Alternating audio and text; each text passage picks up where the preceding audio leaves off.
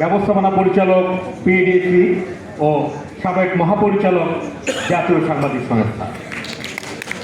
একটা করতালি তাকে উত্তরীয় করিয়ে সম্মানিত করবেন আমাদের সংস্থার নীতি নির্ধারণী পরিষদের অন্যতম সদস্য জনাব মোহাম্মদ মঞ্জুর হোসেন।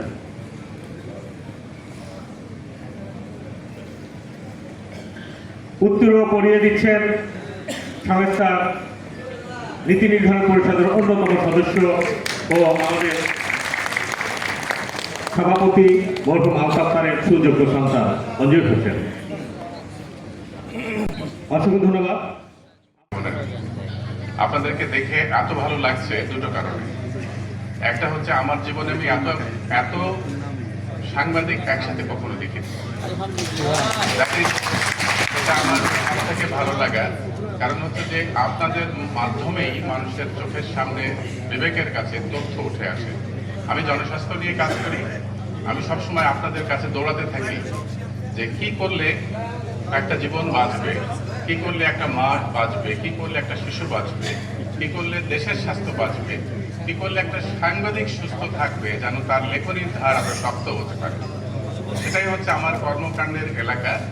আমি জনস্বাস্থ্য নিয়ে কাজ করি, মূলত শিশু টিকা বাংলাদেশে যেটা দেওয়া হয় দেখেন ওই প্রতিষ্ঠানের আমি জেনেভা এখন চেয়ারম্যান। কিন্তু আপনাদের এখানে আমি আমন্ত্রণ পেয়ে আমি অত্যন্ত কৃতজ্ঞ এবং সাংবাদিক সংস্থার মহাসচিব এবং নেতৃবৃন্দ যারা আছেন তাদেরকে আমি আন্তরিক ধন্যবাদ জানাচ্ছি, কৃতজ্ঞতা প্রকাশ করছি দুটো কারণে। একটা বলেছি যে আপনাদেরকে প্রথমবারের মতো আমি আমার জীবনে এই 60 বছর বয়সে একসাথে এতগুলো সংবাদ প্রেরণকারী মানুষকে দেখলাম যারা মানুষের জন্য কষ্ট করে সঠিক তথ্য নিজের কষ্ট তুলে আনে মানুষের সামনে। তাদের সেই যোদ্ধাদেরকে আমার সামনে বসে আছে। আর দ্বিতীয় আমার ভালো লাগছে হচ্ছে যে আপনাদের সামনে দুটো কথা বলবো, অর্ধেকটা সাংবাদিক অর্ধেকটা স্বাস্থ্য নিয়ে, যেহেতু ওটা নিয়ে আমি কাজ করি।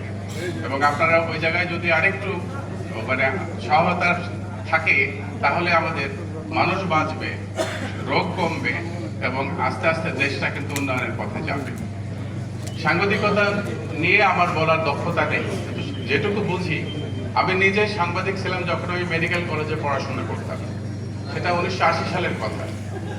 আপনারা অনেকে নাম জানেন মোনাজাত উদ্দিন, সংবাদে উনি তখন সংবাদ গ্রামীণ সংবাদদাতা ছিলেন।